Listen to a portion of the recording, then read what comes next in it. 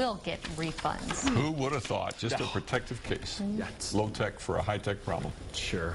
By the way, I thought I'd just show up for this one. Thanks for you're welcome. joining us during this newscast. Yeah, you're welcome. Usually you toss your other guys nowhere to be found. That's not a good situation. Let's go ahead and show you what's going on. Just thought I'd really lower the expectation level for what you're about to see. All right, here's a look at Ruidoso, where we've had some showers throughout the afternoon, a couple of different times. Didn't last all that long, and you can see the roads drying off nicely before another one comes in. But overall, kind of some showers in and out across the mountains today.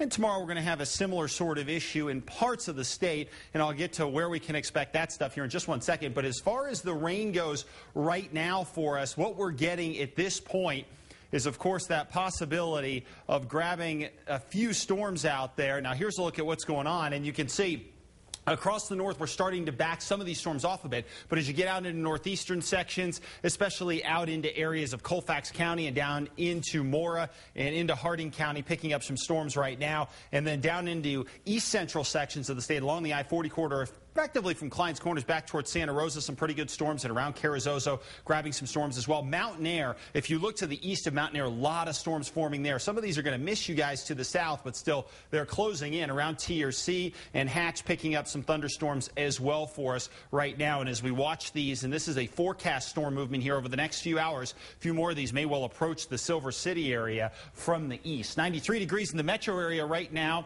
And our winds are not a factor at this point. We do have clouds around. A few showers will be a possibility for us throughout the evening hours here. 70s and 80s to the north, 90s in central sections, and some 80s and 90s down to the south. And you can see most of the storms from northeast to southwest across the state for today. Get used to that overall setup, because it's going to be what we're going to have to deal with here. High pressure is going to hang over the four corners, so the heat's going to hang with us here throughout the weekend, especially in places like Farmington, Durango, and Cortez. Isolated showers elsewhere, especially northeast to southwest here over the next few days. The good news for us is, as we head into next week, we are going to start to see increased moisture across the state here. As high pressure goes to the east, low pressure to the west, effectively giving us the monsoon flow pattern here, which could really help us knock down temperatures and bring in more moisture here. So here's a look at your storm track throughout the weekend here, and what we're going to notice is storms forming northeast to southwest. Doesn't look real impressive, but we will see scattered storms in the northeast, maybe a stray shower in the metro, but across the southwest,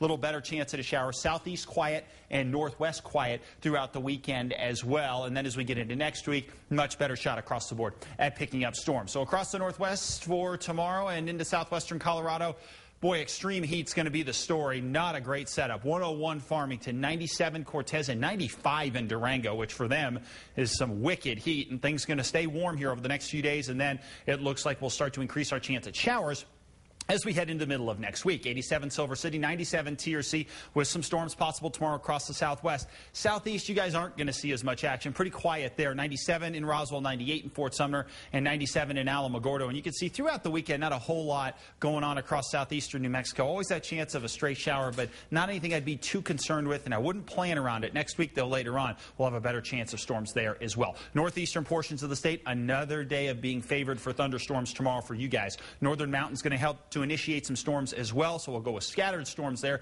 and Santa Fe could grab one as well over the weekend with temperatures in the mid-90s.